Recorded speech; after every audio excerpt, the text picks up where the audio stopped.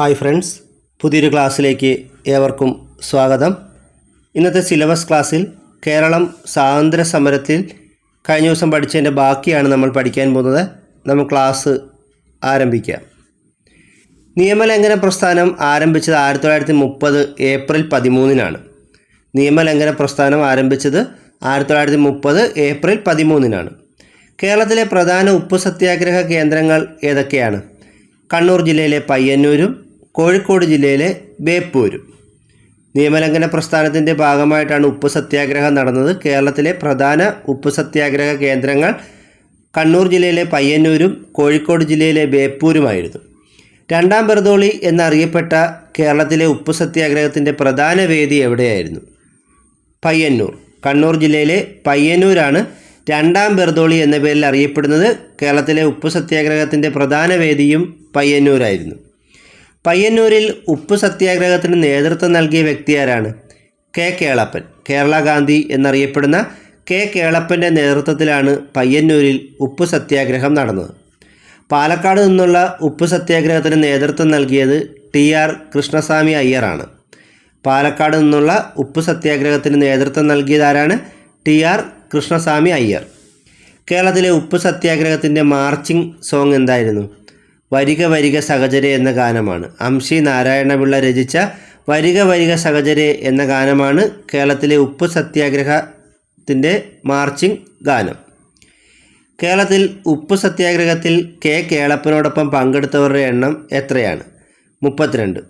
കേരളത്തിൽ ഉപ്പ് സത്യാഗ്രഹത്തിൽ കെ കേളപ്പനോടൊപ്പം പങ്കെടുത്തവരുടെ എണ്ണം 32 കേരളത്തിൽ കെ കേളപ്പൻ്റെ നേതൃത്വത്തിൽ ഉപ്പ് സത്യാഗ്രഹ ജാഥ ആരംഭിച്ചത് 1930 ഏപ്രിൽ 13-നാണ്. ഉപ്പ് സത്യാഗ്രഹ ജാഥ പയ്യന്നൂരിൽ എത്തിയത് 1930 ഏപ്രിൽ 21-നുമാണ്. കേരളത്തിൽ കെ കേളപ്പൻ്റെ നേതൃത്വത്തിൽ ഉപ്പ് സത്യാഗ്രഹ ജാഥ ആരംഭിച്ചത് 1930 ഏപ്രിൽ 13-നും ജാഥ പയ്യന്നൂരിൽ എത്തിയത് 1930 ഏപ്രിൽ 21-നുമാണ്. കെ കേളപ്പൻ അറസ്റ്റ് വരിച്ചതിന് ശേഷം ഉപ്പ് സത്യാഗ്രഹത്തിന് നേതൃത്വം നൽകിയതാരാണ്? മൊയ്യാരത്തും ശങ്കരൻ. കെ കേളപ്പൻ അറസ്റ്റ് വരിച്ചതിന് ശേഷം ഉപ്പ് സത്യാഗ്രഹത്തിന് നേതൃത്വം നൽകിയത് മൊയ്യാരത്ത് ശങ്കരനാണ്. ഉപ്പ് സത്യാഗ്രഹ സ്മാരകം സ്ഥിതി ചെയ്യുന്ന എവിടെയാണ്? പയ്യന്നൂരിലെ ഉളിയത്ത് കടവിൽ. ഉപ്പ് സത്യാഗ്രഹ സ്മാരകം സ്ഥിതി ചെയ്യുന്നത് പയ്യന്നൂരിലെ ഉളിയത്ത് കടവിലാണ്. 1931 നവംബർ 1-ന് ആരംഭിച്ച ഗുരുവായൂർ സത്യാഗ്രഹത്തിന് നേതൃത്വം നൽകിയവർ ആരൊക്കെയാണ്? കെ കേളപ്പനും മന്നത്ത് പത്മനാഭനും. 1931 നവംബർ 31-ന് ആരംഭിച്ച ഗുരുവായൂർ സത്യാഗ്രഹത്തിന് നേതൃത്വം നൽകിയവർ കെ കേളപ്പനും മന്നത്ത് പത്മനാഭനുമാണ്. ഗുരുവായൂർ സത്യാഗ്രഹത്തിൻ്റെ വോളണ്ടിയർ ക്യാപ്റ്റൻ ആരായിരുന്നു? AK ഗോപാലൻ. ഗുരുവായൂർ സത്യാഗ്രഹത്തിൻ്റെ വോളണ്ടിയർ ക്യാപ്റ്റൻ AK ഗോപാലനാണ്. ഗുരുവായൂർ സത്യാഗ്രഹത്തിൻ്റെ ഭാഗമായി കെ കേളപ്പൻ നിരാഹാര സത്യാഗ്രഹം ആരംഭിച്ചത് 1932 സെപ്റ്റംബർ 21-നാണ്. നിരാഹാര സത്യാഗ്രഹം അവസാനിപ്പിച്ചത് 1932 ഒക്ടോബർ 2-നുമാണ്. ഗുരുവായൂർ സത്യാഗ്രഹത്തിൻ്റെ ഭാഗമായി കെ കേളപ്പൻ നിരാഹാര സത്യാഗ്രഹം ആരംഭിച്ചത് 1932 സെപ്റ്റംബർ 21-നും നിരാഹാര സത്യാഗ്രഹം അവസാനിപ്പിച്ചത് 1932 ഒക്ടോബർ 2-നുമാണ്. ഗുരുവായൂർ ക്ഷേത്രം അണിയടിച്ച ആദ്യത്തെ അബ്രാഹ്മണൻ ആരാണ്? P കൃഷ്ണപിള്ള. ഗുരുവായൂർ ക്ഷേത്ര മണിയടിച്ച ആദ്യത്തെ അബ്രാഹ്മണൻ P കൃഷ്ണപിള്ളയാണ്. ഏത് ക്ഷേത്രപ്രവേശനവുമായി ബന്ധപ്പെട്ടാണ് ജനഹിത പരിശോധന നടത്തിയത്? ഗുരുവായൂർ ക്ഷേത്രപ്രവേശനം. ഗുരുവായൂർ ക്ഷേത്രപ്രവേശനവുമായി ബന്ധപ്പെട്ടാണ് ജനഹിത പരിശോധന നടത്തിയത്. കേരളത്തിലെ ആദ്യത്തെ മഹിളാ സമ്മേളനം നടന്നത് 1931-ൽ കോൺഗ്രസിൻ്റെ വടകര സമ്മേളനത്തിൻ്റെ ഭാഗമായിട്ടാണ്. കേരളത്തിലെ ആദ്യത്തെ മഹിളാ സമ്മേളനം നടന്നത് 1931-ൽ കോൺഗ്രസിൻ്റെ വടകര സമ്മേളനത്തിൻ്റെ ഭാഗമായിട്ടാണ്. സർക്കാർ ഉദ്യോഗങ്ങളിലും നിയമസഭയിലും ജനസംഖ്യാനുപാതികമായി സംവരണം വേണമെന്നാവശ്യപ്പെട്ട് ആരംഭിച്ച പ്രക്ഷോഭം ഏതാണ്? നിവർത്തന പ്രക്ഷോഭം. നിവർത്തന പ്രക്ഷോഭം നടന്ന വർഷം 1932 നിവർത്തന പ്രക്ഷോഭത്തിൻ്റെ പ്രമുഖ നേതാക്കൾ ആരൊക്കെയായിരുന്നു? C Kesavan, TM Varghese, NV Joseph, PK Kunju എന്നിവരാണ്. നിവർത്തന പ്രക്ഷോഭത്തിൻ്റെ പ്രമുഖ നേതാക്കൾ C Kesavan, TM Varghese, NV Joseph, PK Kunju എന്നിവരായിരുന്നു. കേരളത്തിൽ സാമുദായിക സംവരണം ലഭിക്കുന്നതിന് കാരണമായ പ്രക്ഷോഭം നിവർത്തന പ്രക്ഷോഭമാണ്. കേരളത്തിൽ സാമുദായിക സംവരണം ലഭിക്കുന്നതിന് കാരണമായ പ്രക്ഷോഭം നിവർത്തന പ്രക്ഷോഭമാണ്. PSCയുടെ രൂപീകരണത്തിന് കാരണമായ പ്രക്ഷോഭം ഏതാണ്? നിവർത്തന പ്രക്ഷോഭം. PSCയുടെ രൂപീകരണത്തിന് കാരണമായ പ്രക്ഷോഭം നിവർത്തന പ്രക്ഷോഭമാണ്. നിവർത്തന പ്രക്ഷോഭവുമായി ബന്ധപ്പെട്ട് കോഴഞ്ചേരി പ്രസംഗം നടത്തിയത് ആരാണ്? C. കേശവൻ. നിവർത്തന പ്രക്ഷോഭവുമായി ബന്ധപ്പെട്ട് കോഴഞ്ചേരി പ്രസംഗം നടത്തിയത് C. കേശവനാണ്. തിരുവിതാംകൂർ പബ്ലിക് സർവീസ് കമ്മീഷൻ രൂപീകൃതമായ വർഷം ഏതാണ്? 1936.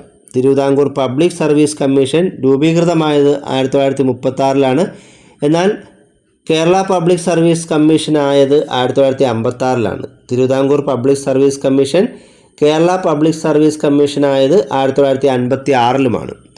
തിരുവിതാംകൂറിൽ ക്ഷേത്രപ്രവേശന പ്രക്ഷോഭം ആരംഭിച്ചത് T.K. മാധവനാണ്. തിരുവിതാംകൂറിൽ ക്ഷേത്രപ്രവേശന പ്രക്ഷോഭം ആരംഭിച്ച ആരാണ്? T.K. മാധവൻ. കേരളത്തിൽ ക്ഷേത്രപ്രവേശന ദിനമായി ആചരിച്ചത് 1936 ഏപ്രിൽ 19. കേരളത്തിൽ ക്ഷേത്രപ്രവേശന ദിനമായി ആചരിച്ചത് 1936 ഏപ്രിൽ 19. തിരുവിതാംകൂറിലെ അവർണരായ ഹൈന്ദവർക്ക് ക്ഷേത്രങ്ങളിലേക്കുള്ള പ്രവേശനത്തിന് കാരണമായ വിളംബരം ഏതാണ്? ക്ഷേത്രപ്രവേശന വിളംബരം.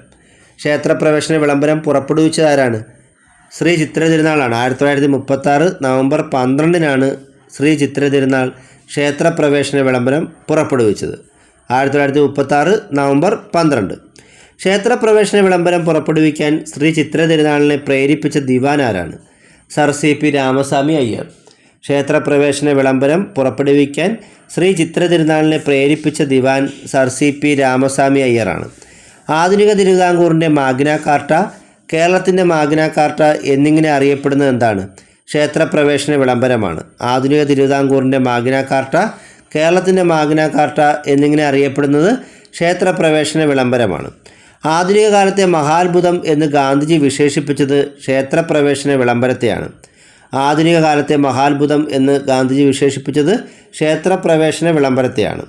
ക്ഷേത്രപ്രവേശന വിളംബരത്തിൻ്റെ പശ്ചാത്തലത്തിൽ ഗാന്ധിജി തൻ്റെ അവസാന കേരള സന്ദർശനത്തെ വിശേഷിപ്പിച്ചത് എങ്ങനെയാണ്?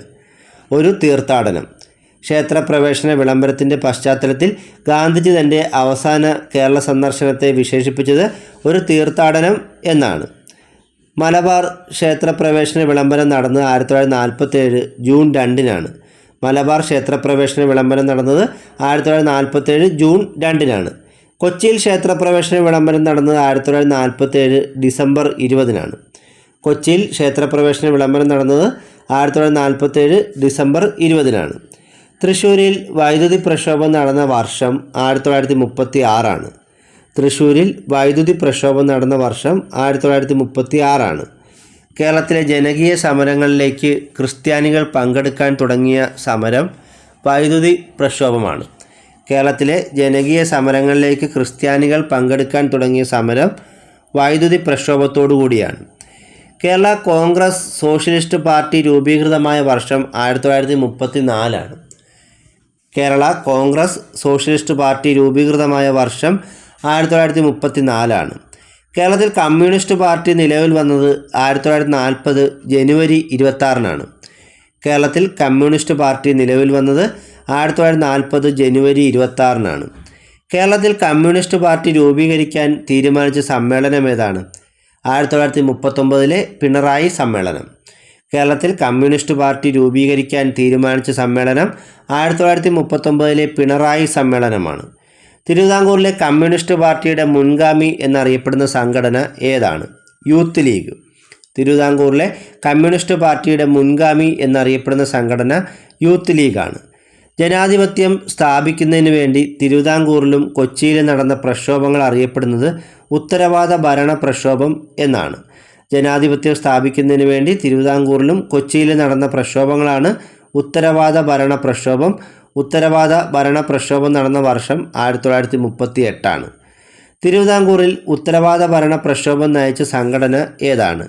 തിരുവിതാംകൂർ സ്റ്റേറ്റ് കോൺഗ്രസ്. തിരുവിതാംകൂറിൽ ഉത്തരവാദ ഭരണ പ്രക്ഷോഭം നയിച്ച സംഘടന തിരുവിതാംകൂർ സ്റ്റേറ്റ് കോൺഗ്രസ് ആണ്.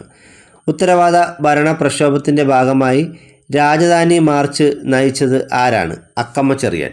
ഉത്തരവാദ ഭരണ പ്രക്ഷോഭത്തിൻ്റെ ഭാഗമായി രാജധാനി മാർച്ച് നയിച്ചത് അക്കമ്മ ചെറിയാനാണ്. നിയമലംഘന പ്രസ്ഥാനം ആരംഭിച്ചത് സ്റ്റേറ്റ് കോൺഗ്രസ് പ്രസിഡന്റ് പദവിക്ക് പകരം ഏതു പദവി രൂപവത്കരിച്ചുകൊണ്ടാണ്? ഡിക്റ്റേറ്റർ. നിയമലംഘന പ്രസ്ഥാനം ആരംഭിച്ചത് സ്റ്റേറ്റ് കോൺഗ്രസ് പ്രസിഡന്റ് പദവിക്ക് പകരം ഡിക്റ്റേറ്റർ എന്ന പദവി രൂപവത്കരിച്ചുകൊണ്ടാണ്. നെയ്യാറ്റിൻകര വെടിവെപ്പിൽ രക്തസാക്ഷിയായ പ്രമുഖ വ്യക്തി ആരാണ്? രാഘവൻ. നെയ്യാറ്റിൻകര വെടിവെപ്പിൽ രക്തസാക്ഷിയായ പ്രമുഖ വ്യക്തി രാഘവനാണ്. കൊച്ചിയിൽ ഉത്തരവാദ ഭരണ ദിനമായി പ്രജാമണ്ഡലം ആചരിച്ചത് എന്നാണ്? 1946 ജൂലൈ 29. കൊച്ചിയിൽ ഉത്തരവാദ ഭരണ ദിനമായി പ്രജാമണ്ഡലം ആചരിച്ചത് 1946 ജൂലൈ 29-നാണ്. കൊച്ചിയിൽ ഉത്തരവാദ ഭരണ സർക്കാർ രൂപം കൊണ്ട വർഷം ഏതാണ്? 1947 ഓഗസ്റ്റ് 14. കൊച്ചിയിൽ ഉത്തരവാദ ഭരണ സർക്കാർ രൂപം കൊണ്ട വർഷം 1947 ഓഗസ്റ്റ് 14-ആണ്. തിരുവിതാംകൂർ സ്റ്റേറ്റ് കോൺഗ്രസ് രൂപീകൃതമായ വർഷം ഏതാണ്? 1938 ഫെബ്രുവരി 23. തിരുവിതാംകൂർ സ്റ്റേറ്റ് കോൺഗ്രസ് രൂപീകൃതമായ വർഷം 1938 ഫെബ്രുവരി 23-ആണ്. തിരുവിതാംകൂർ സ്റ്റേറ്റ് കോൺഗ്രസ് രൂപീകരിക്കാൻ നേതൃത്വം നൽകിയതും തിരുവിതാംകൂർ സ്റ്റേറ്റ് കോൺഗ്രസിൻ്റെ ആദ്യ പ്രസിഡന്റ് ആയിരുന്നതുമായ വ്യക്തി ആരാണ്? പട്ടം താണുപിള്ള. തിരുവിതാംകൂർ സ്റ്റേറ്റ് കോൺഗ്രസ് രൂപീകരിക്കാൻ നേതൃത്വം നൽകിയ വ്യക്തി പട്ടം താണുപിള്ളയാണ്. അതുപോലെ തിരുവിതാംകൂർ സ്റ്റേറ്റ് കോൺഗ്രസിൻ്റെ ആദ്യ പ്രസിഡന്റും പട്ടം താണുപിള്ളയായിരുന്നു. തിരുവിതാംകൂർ സ്റ്റേറ്റ് കോൺഗ്രസിൻ്റെ ആക്ടിംഗ് പ്രസിഡന്റായ ആദ്യ വനിത അക്കമ്മ ചെറിയാനാണ്. തിരുവിതാംകൂർ സ്റ്റേറ്റ് കോൺഗ്രസിൻ്റെ ആക്ടിംഗ് പ്രസിഡന്റായ ആദ്യ വനിത അക്കമ്മ ചെറിയാനാണ്. തിരുവിതാംകൂർ സ്റ്റേറ്റ് കോൺഗ്രസിൻ്റെ ആദ്യ സമ്മേളനം നടന്നത് 1938 ഫെബ്രുവരി 25-നാണ്. തിരുവിതാംകൂർ സ്റ്റേറ്റ് കോൺഗ്രസിൻ്റെ ആദ്യ സമ്മേളനം നടന്നത് 1938 ഫെബ്രുവരി 25-നാണ്. തിരുവിതാംകൂർ സ്റ്റേറ്റ് കോൺഗ്രസിൻ്റെ ആദ്യ വാർഷിക സമ്മേളന വേദി വട്ടിയൂർക്കാവാണ്. തിരുവനന്തപുരം ജില്ലയിലെ വട്ടിയൂർക്കാവിലാണ് തിരുവിതാംകൂർ സ്റ്റേറ്റ് കോൺഗ്രസിൻ്റെ ആദ്യ വാർഷിക സമ്മേളനം നടന്നത്. ഇതെന്നാണ് നടന്നത്? 1938 ഡിസംബർ 22, 23 തീയതികളിലായിട്ടാണ് നടന്നത്. അപ്പോൾ ഇന്നത്തെ ക്ലാസ് ഇവിടെ അവസാനിച്ചിരിക്കുകയാണ്. കൂടുതൽ അറിവുകളുമായി മറ്റൊരു ക്ലാസ്സിൽ വീണ്ടും കാണാം. Thank you.